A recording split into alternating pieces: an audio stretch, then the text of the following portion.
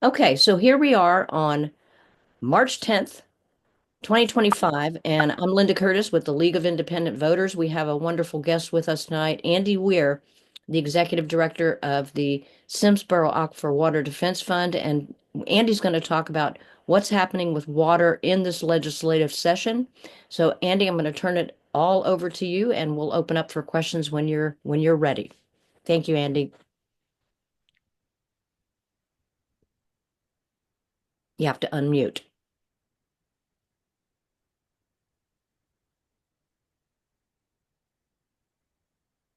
Andy, you are still on mute. There we go. All right. Sorry, folks. I got to figure out how to. I thought I knew how to do this PowerPoint, um, but let's make sure that y'all are seeing this. Um, And let me say that what he's presenting tonight will be on our webpage at the website at the League of Independent Voters. Remember, it's on the menu, TX Leggy. So okay. you'll see this tomorrow. Am I sharing the full screen slideshow with y'all, or I am see I? slides at the bottom, Andy. It doesn't Okay. look like it's displaying as a full. How about There you that? go. Okay. All right. So, 89th Texas legislator, some water in or related to wastewater bill. Um, so up for the Senate, we have the Committee on Water, Agricultural, and Rural Affairs, Chairman Senator Perry. There's two new members on the committee this year, Senator Birdwell and Adam Hinojosa. Um, and our senator from Lee County, Senator Kolkhorst, is on that committee. Um, the This shows their districts in yellow for the members of that Senate committee. And so they're really, you can see the carve outs around cities. So they're really primarily rural area senators, and they feel the pressures on their rural constituents as the cities are growing and calling for more and more resources. Um, and then on the House side, we have the Natural Resources Committee. There's 13 members on this committee. So not all the people on this screen. The chairman, Cody Harris, was a member of the committee 2 sessions back. Um, there's only a few returning members from last session. And there's a few freshman representatives on there. Representative Sweener uh, is on there in that San Marcos area, and returning member. Um, and you can see they have a Democrat vice chair. Uh, so those, and this is those districts for those House representatives where they are in the state. And again, in rural areas, when you get down into the San Antonio area here, you'll see that it's a west side of San Antonio going out to the outskirts, and it's not primarily in large municipal areas. Okay, the big thing for this session, set up by Senator Perry from the Senate and supported by Representative Harris as chairman in the House, is dedicated funding for water infrastructure. They want $1 billion every year to be given to the Texas Water Fund, administered by the Water Development Board. So it'll require a constitutional amendment. Um, they've been trying to do this since Senate Bill 1 in 1997. And their rationale is when the Highway Fund was passed in 2015, created a dedicated revenue stream, highways could count on money. So when they started looking at projects, they always had a plan, but they never had the money to do it. I remember when, this IH-30 was a dream in J.J. Pickles' eye. And it never got beyond a study because no one would put up the funding. So when they got dedicated funding, they're able to pull these things through. So that's what they want to do with the state water fund. The state has plans like the state water plan, which is current dollars is 80 billion over the next 50 years to keep the state going. The state flood plan is 54 billion over the next 50 years to keep us from drowning. And so all these plans have concrete projects, but they lack predictable funding. And so vendors and state agencies, et cetera, can't necessarily get behind them. So that's the rationale. That's the story that's being told by both chairmen. So the dedicated funding, the Senate joint resolution, which already has all 31 senators on board, is 1 billion per year. 500 million would come from sales tax, 500 million from insurance premium taxes. And for its first 10 years, 80% of that money has to go to the new water supply fund. That's desalination, that's brackish groundwater desalination or seawater desalination. That's produced water, water that comes up with oil and gas that can be filtered and used for irrigation purposes, not for drinking water. And then for aquifer storage and recovery. So those are the projects. And then the pipelines to connect that desal plant at the coast to a city in further inland in the state.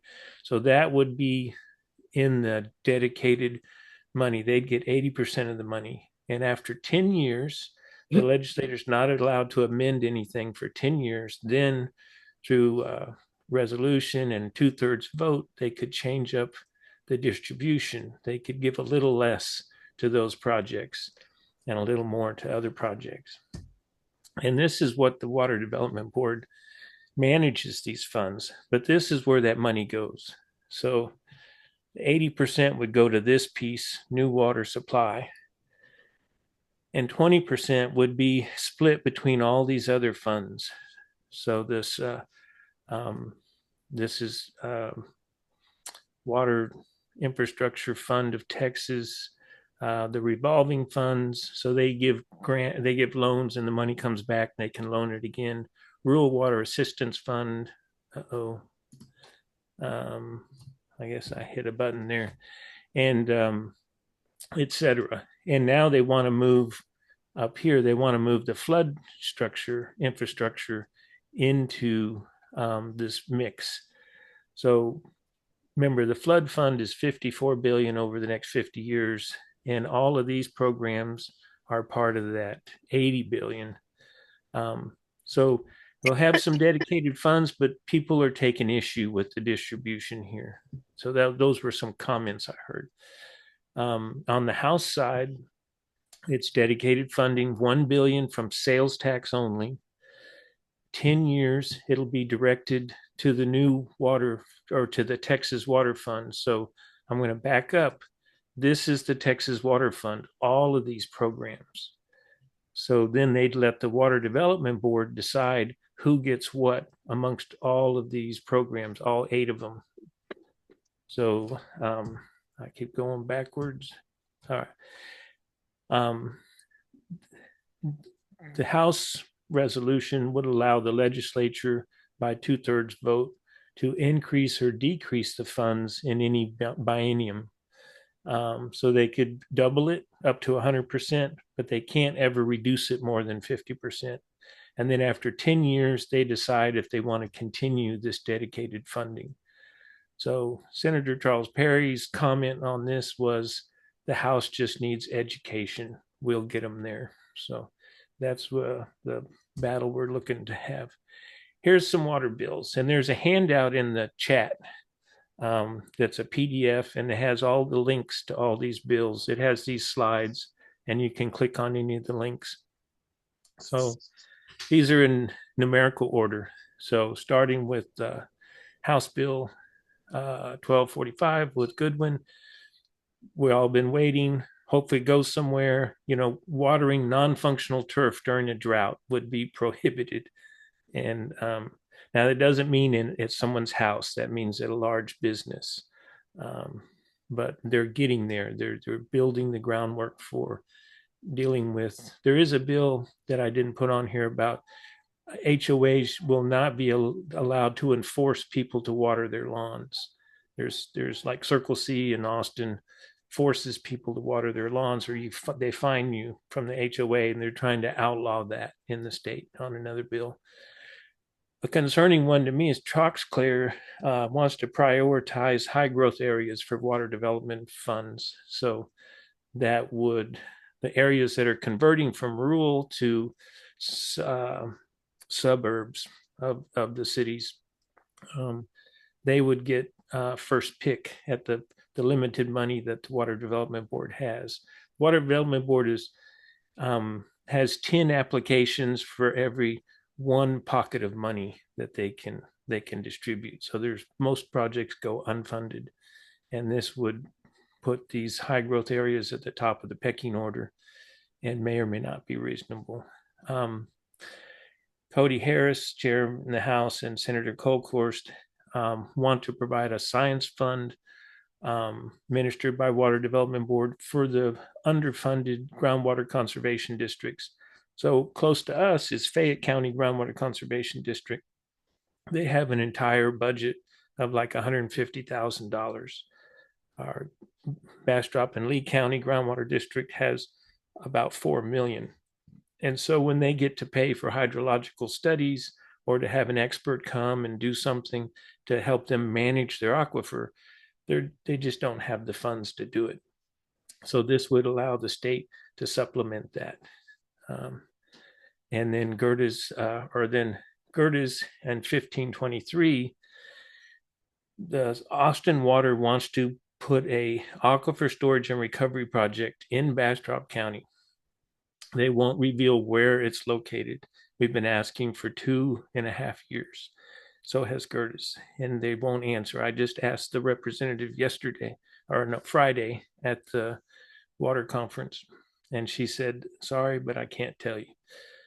So what Gerdes is doing is like, well, fine, you keep planning your ASR project, but we'll pass a bill that you won't be able to permit any of the injection wells. You won't be able to do your project. We'll just get it outlawed.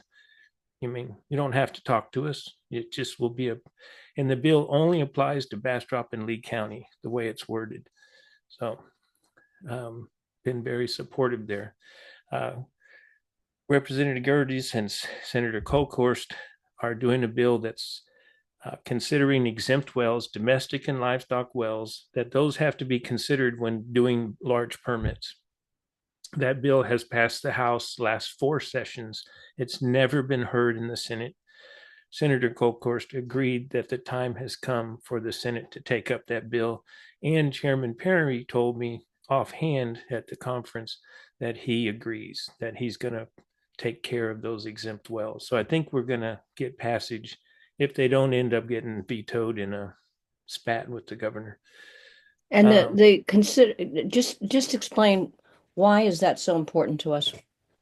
So like when I got involved in the water issues, because I have a domestic well, and LCRA, about the water rights across the road from me, want to put in 8 large wells that would have dropped the water level in my well to almost zero. Would have cost me considerable expense to mitigate that, drop my pump, if that would work.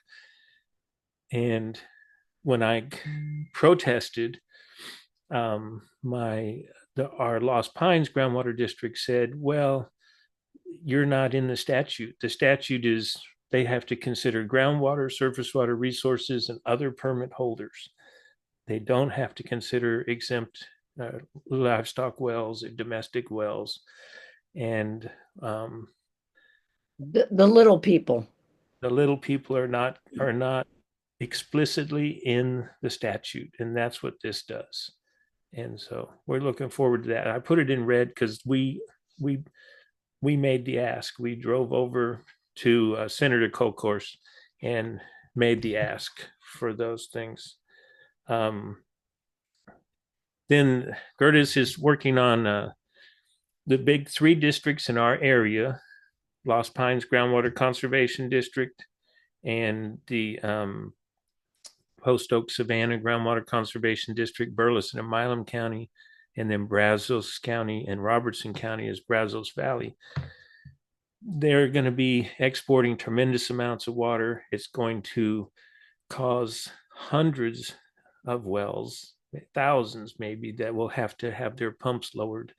And the districts are willing to do that, to pay that, to the money to drop those pumps, so that each person is not put out $7,000 to $15,000.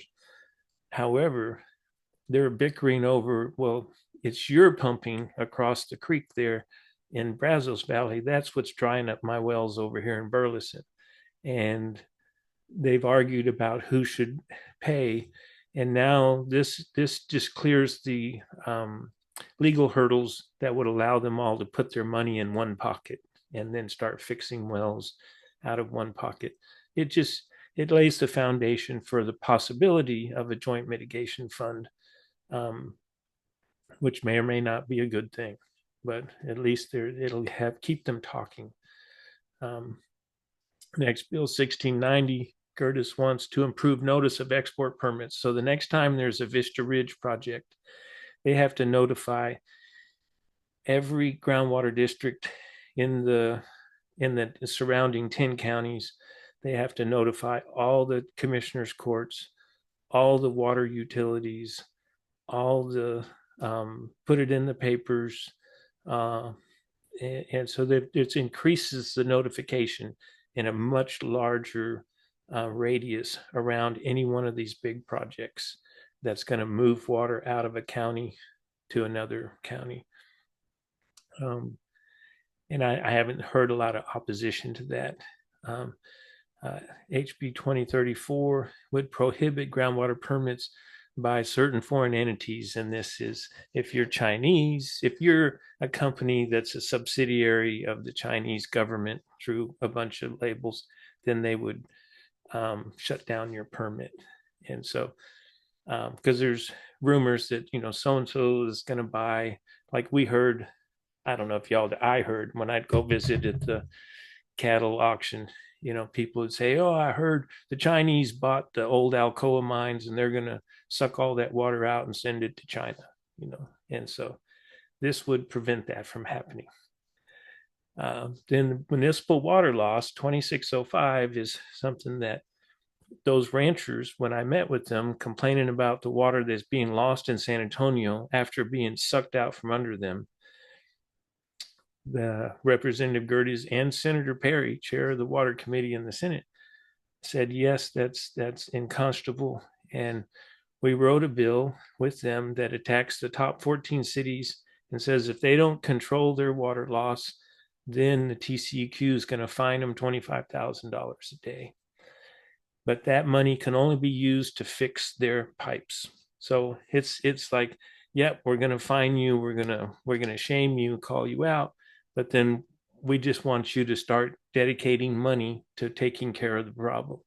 And the final result is we want them to save their water so that they don't have to have another Vista Ridge. And that's, the Water Development Board says 30 gallons per connection per day is reasonable. That's their ground zero. That's okay. That's our threshold. Houston is at 95 gallons a day per connection. San Antonio is at 70 gallons per day per connection. Dallas is 80 something.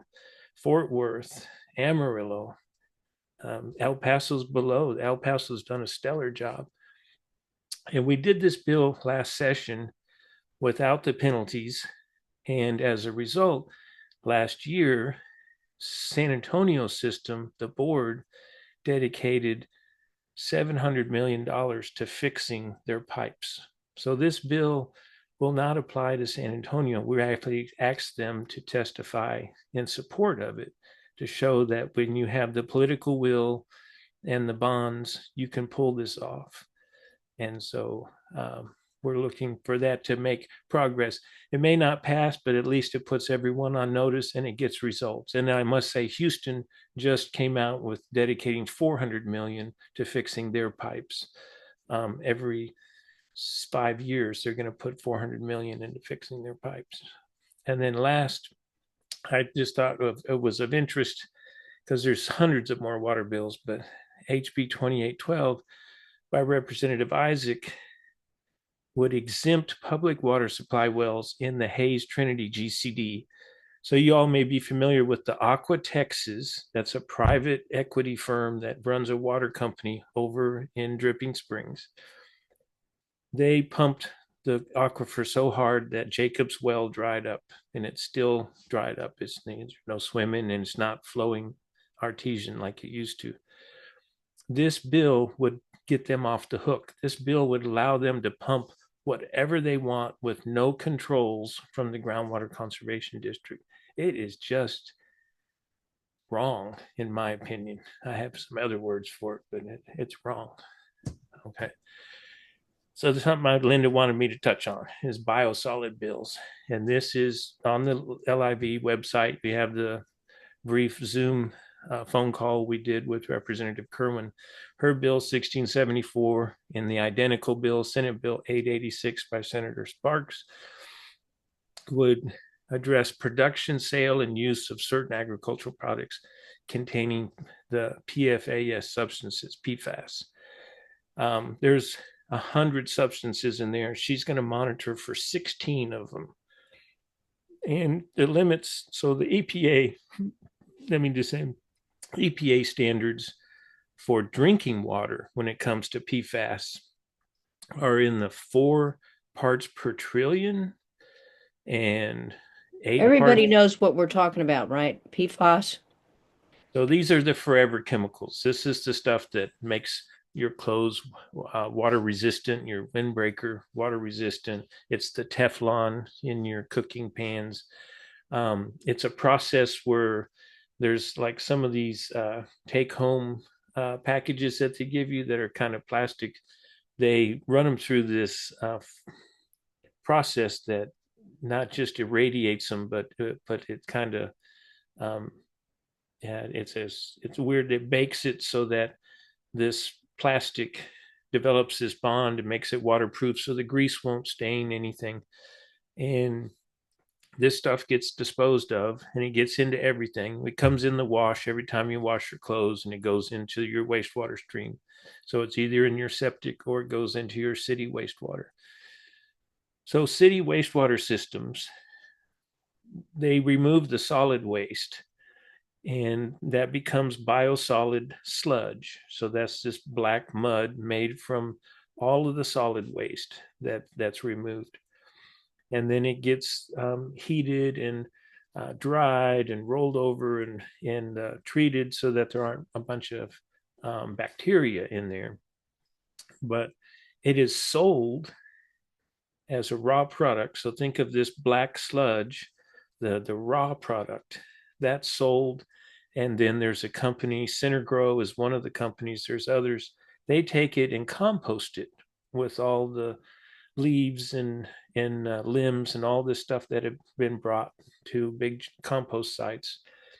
And so it gets, diluted in the compost, but then that compost is used on agricultural lands. People buy it. So in Austin, it's called Dillo Dirt.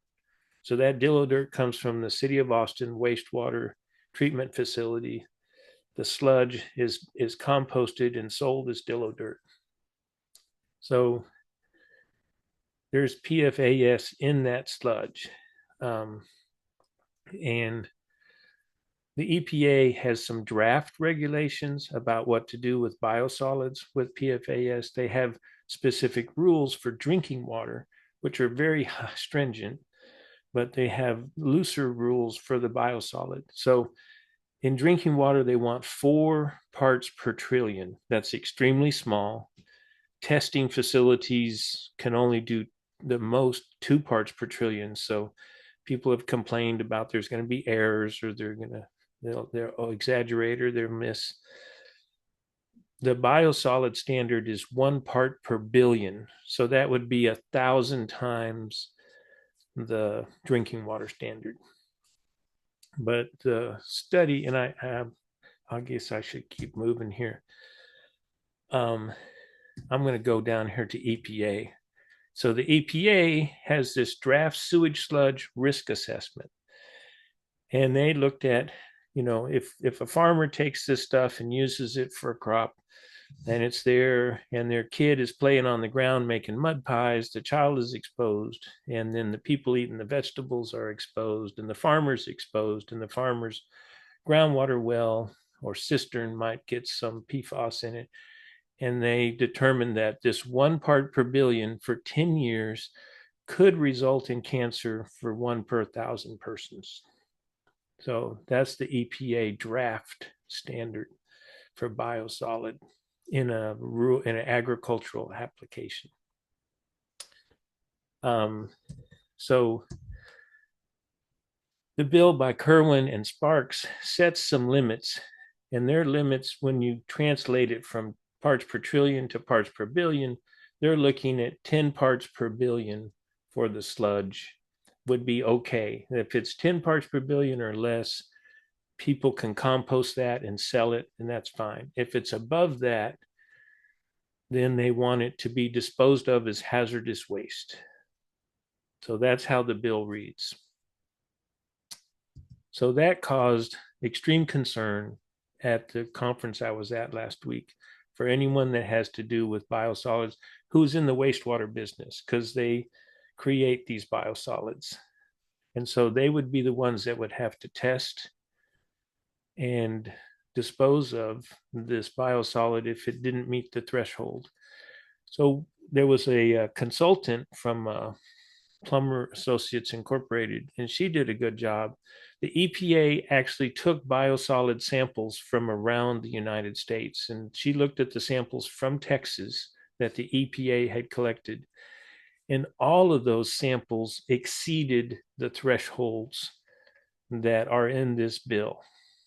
And so if you follow that, that would mean that every production of biosolid in the state wouldn't pass muster and would have to be disposed of.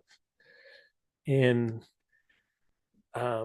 that's a lot, because every day thousands of tons of biosolids are generated. And I had it on here earlier and I took it off. But for example, Austin creates 32 tons a day of biosolid. So that would have to be disposed of in a landfill or incinerated under the current bill as it's written.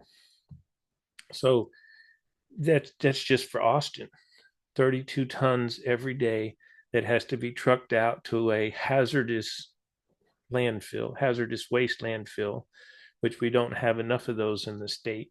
So these are their concerns. Is like there's some practical issues if passed the way it is. So I did like the presentation by the Plummer Associates, because they said we do need to recognize that this is a huge risk factor and we are not prepared to deal with it, and we have to start planning. This bill may not be the exact language that we need, but we do need to address this issue. The lobbyists for wastewater firms were very dismissive and had never even talked to Kerwin. And so I talked about, having spoken to the representative, and that I thought there was room for maybe what in the business they call a committee substitute. So if the bill gets a hearing, you present a bill that has some reworked language. The other thing that is concerning, so in the language of the bill, they include the word septage. And that's what, if all of us that are on septic system, then your guy comes out with the big vacuum and he pumps out your septic tank.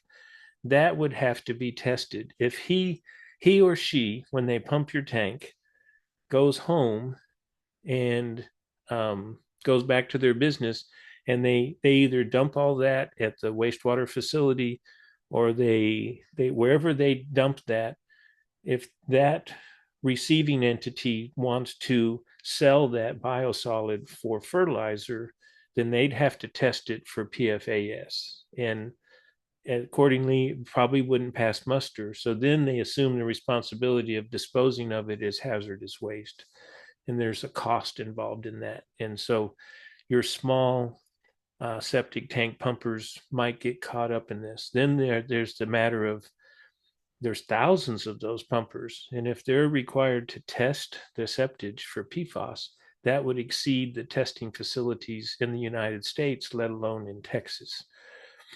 So those are the practical things. Um, what I took away from that is not to be discouraged, not to be dismissive of the urgency of addressing this issue because there are huge economic barriers. We do need to move forward. And that's what I got from the plumber associate that was speaking. So in the bigger picture, the EPA has these draft risk assessment. There's a webinar with slides you can look at, and this is all in the handout. You can click on the links, and it'll take you there. Then the EPA, both in the drinking water and in the biosolids, those things are being challenged in court. And as of January, the EPA said, or February, I guess was what the speaker said, that the EPA said, we're pausing and we're going to put those cases in abeyance. And the lawyers that are online here can tell us what that means. But basically, they're not going to act on it.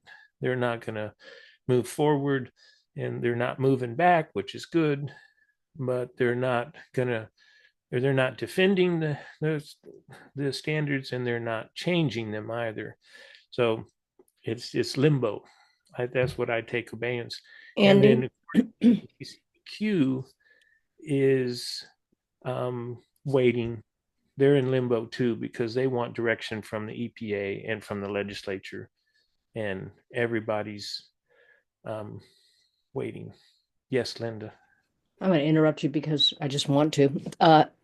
So when you were talking to the Texas Water Association, was there discussion about at least getting TCEQ to warn landowners not to use these fertilizers with, made from sludge?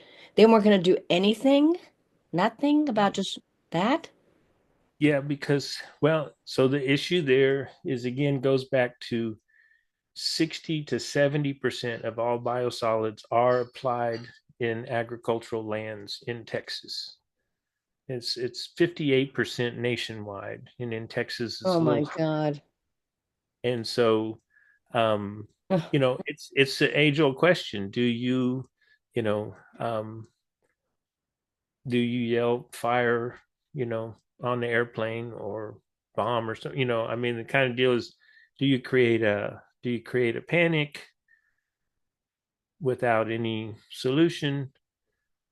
So it's a real ethical dilemma, and then there's politics that come into it, and there's lots of money that comes into it, I assume. Um, so that's the way I saw that. But no, I did not hear that question being asked, and that's really, I guess I went black there because that's really all I had to say tonight. I'm happy to answer any questions. And since it's being recorded, I'm going to mind my P's and Q's. Yeah. Well, okay, so we can open up for questions and comments. I guess I'll start. So I'm really kind of perplexed about this the Kerwin bill, and I guess the point that I'm getting from you is that we have to get involved and get in there on this bill with the legislator. I don't know. I had this Pollyannish idea that I was going to go and contact as many counties as I could and say, please support this legislation. And then now you're telling me, well, the legislation is it, it's not clear. Correct. The legislation is going to be challenged with some very concrete and practical limitations to the way it's written currently. So there's two things. One is working or encouraging people, knowledgeable people, to work with the representative and the senator on a committee substitute that addresses some of these concerns or says, all right, we're going to phase into that. we're going to get to this point because we don't have the resources today. That's kind of compelling argument they laid out. We don't have the resources today to dispose of all of this. So do we set our thresholds a little higher so that not all the biosolids qualify? And at least we're trimming out some of the PFAS that's out there. And then we say the thresholds are going to get more stringent over time so that everyone can, begin to adjust and move to that. I don't know. I mean, that's just off the top of my head. So working on the language with the representative and with the senators one way. The other with the counties, when you posted those resolutions. So Johnson County has a specific resolution, but the other counties say we want the legislature to do something about biosolids.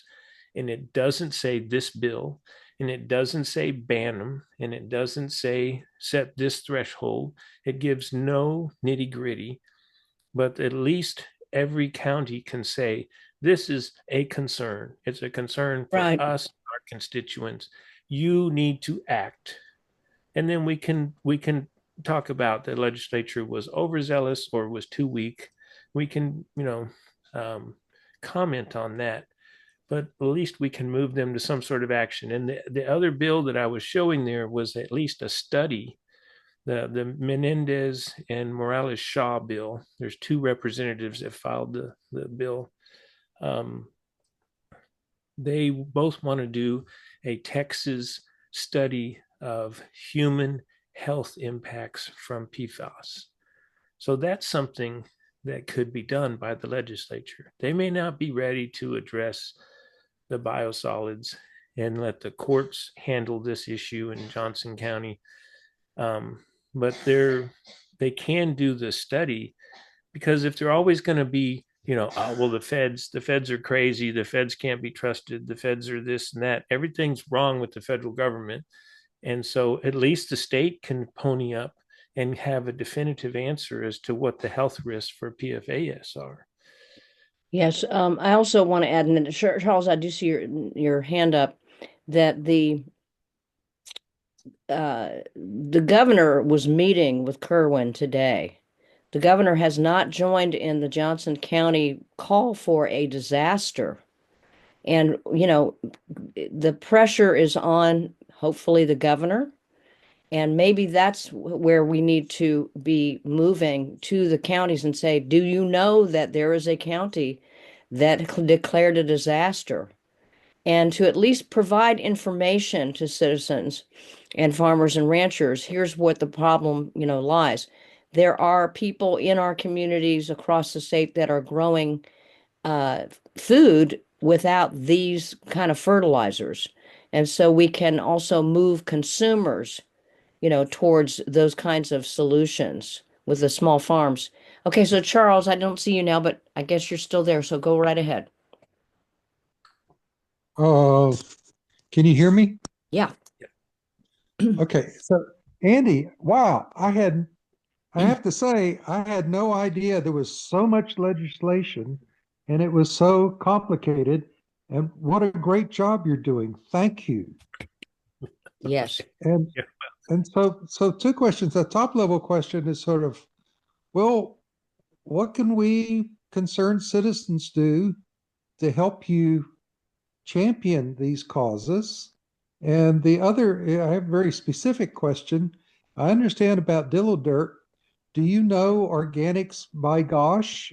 And if they have the same issues as does dillo dirt? If their raw product that they're composting to make organics is sewage sludge, then it's full of PFAS. That's where it's all concentrated, um, in the process, and that's what they discovered nationwide. The um, Let me see if I can pull up some. Uh, pull some stuff up on my own. Um, so I'm going to share a picture real quick here. Preview. Here we go. I'll share this one. So in this slide, this was the uh, speaker from Plummer Associates. So she looked at all of the median of all the biosolids reviewed that were tested by EPA across the nation. And so the bottom darker area here, that's the threshold that the EPA has for biosolids or in drinking water. And then the dotted line area, lighter blue, that's where all the current biosolids registered. And so this 10 parts per 1 part per billion, and most people were at 13 parts per billion in their biosolids. And drinking water is the 4 and 5 parts per billion per trillion, and a lot of areas tested, higher than that. But the PFOA wasn't getting into groundwater from land application. At least that's what they showed there. But I just thought that was interesting. And then she was showing, this is comparing Representative Kerwin's bill to the EPA samples from Texas. And so it exceeds Kerwin's thresholds, except for these two and the very last elements of the ones that are being tested by Representative Kerwin. So what was upsetting to the industry was because everything would exceed the thresholds in numerous cases, it would all have to be disposed of. And that would just, whenever the bill goes into effect, then all of a sudden there's this, and there's in the bill, there's criminal penalties for not testing and for selling it. So if you're somebody that's late to the news, you're one of these small collectors, that you get 10 or 12 septic tank pumpers. They come to you and dump all their stuff, and you've been composting that and selling it, in your little part of the state, and you're not aware of these new regulations. And then the sheriff shows up, and those are the alarmist things that the industry is saying without talking to Representative Kerwin. So I think there's got to be a middle way. There's got to be a better way to address the language in the bill. But we should, I feel committed to getting the counties on board with saying the state has to address this issue of forever chemicals. And they can begin with a health study and then lay out a plan and then start, chipping away at it. But they've got to begin somewhere. And I think counties are well within their jurisdiction to make that statement to the legislature. And then that gives timid legislators that are on the sideline the ammunition they need to step up and move the state one bit closer to addressing this issue. That's where you help. So on Bastrop, you got Carmick, right? I mean, your county commissioner is Butch. And Butch is concerned about the river, and we got the connection with the river and PFAS, and now the biosolids and PFAS. And so Lyle's on here. Lyle, with the people you still know in the city. City's got that new regional wastewater treatment plant going to come online. They're going to be making this stuff, this toxic stuff, on a regular basis. They can start now before the thing gets into full production to address how they're going to deal with the most toxics, sewage waste. And are there less, are there treatments they can put in there to reduce the PFAS in the sludge? So, Lyle could be working on the city. We can be working on the county. I'm going to be working with the county judge in Lee County to pursue this. And it's getting more pervasive. There's a water protection plan for the Middle Yewa Creek in Lee County. And on their Texas Water Resource Institute that put the plan together included PFAS testing at all the sites on that creek. And one of the things they're going to catch in there is runoff from a turf grass operation that uses dillo dirt specifically for every one of their grass crops. They lay down 2 inches of dillo dirt and they grow their grass, and then they, roll it up as sod and sell it. And they've already got tests in the creek downstream of that operation with a detectable level of PFAS. And on a regular basis, we'll see if that increases. So we have the ability to take action on this locally and statewide. So Andy, it sounds like you are going to help us on uh, a draft of a county resolution that we could kind of use for Yeah. any county, right? Yeah. Yeah. It was just a generic draft that says, there's this and this and this. It says there has been a tragic incident in Johnson County. Yeah. And we think that the legislature needs to act on this. Okay. And then the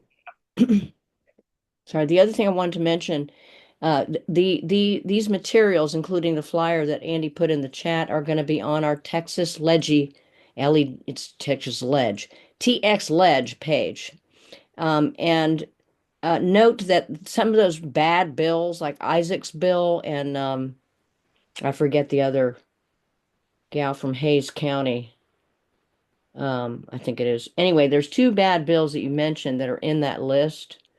And remember that what our Texas longtime lobbyist told us that this is probably a very good session to kill bills. So we do want to I want to ask you all to sign up to follow those bills that he put up in that slideshow so that we are aware that things are moving and when there are hearings. And um, Charlotte did inform me that I think you said, Charlotte, that we can now testify, we can send in testimony. You don't have to go to Austin, right? For the House only. For only the House. Okay, that's interesting. But you're not able to testify online. It's just you can send in testimony. Is that right? Okay, so it makes a difference to go and speak to the legislators. You have to unmute, Charlotte. She'll get there. Okay, so we're gonna wrap up now, and have a few other things that we're going to deal with. But is there anything left that Andy wants to say, or anybody wants to say or ask Andy? I want to ask, have they figured out any way to treat that? Have they pre-studied and got something to treat the water to make it so it is? There are three methods to be used with drinking PFAS. water, and they could use that to a certain extent on the other wastewater side. But so first one is you'd have to put it into activated carbon, and it has to have contact with activated carbon for 20 minutes. And the other is a solution of a slurry of activated carbon. Then you can get it down to 10 minutes. And the other is reverse osmosis. But in all cases, the carbon that's in the activated carbon in your filter or the slurry, when you extract that, and then the filter medium for the reverse osmosis, that will end up with 100,000 times, 1,000,000 times levels of PFAS.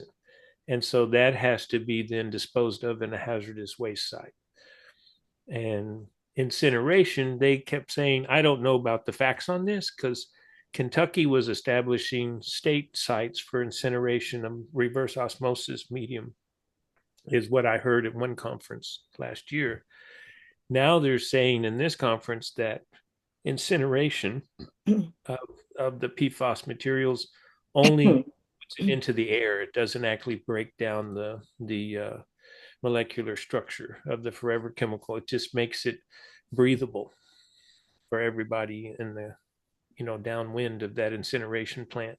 So they don't recommend that.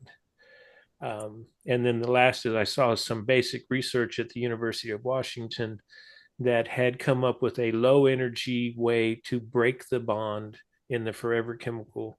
They hadn't scaled it up to industrial size yet, and they're not sure about the resulting elements that are resulting substances from breaking that bond. Are those going to be a problem? So there's more research to be done. And that's In another other track. words, there's not a solution now that you could put something into a bill that says, you need to do No. this. Yeah. Not a Not yet. cheap, no, not a cheap, and I got to, you have to leave your water in contact with the filter for 20 minutes. So, cities put out Yeah. 30 million gallons a day. They need to, Yeah. they don't have 20 minutes to have that water hang around. But this is we have to get in there. Andy is one of my favorite scrappers.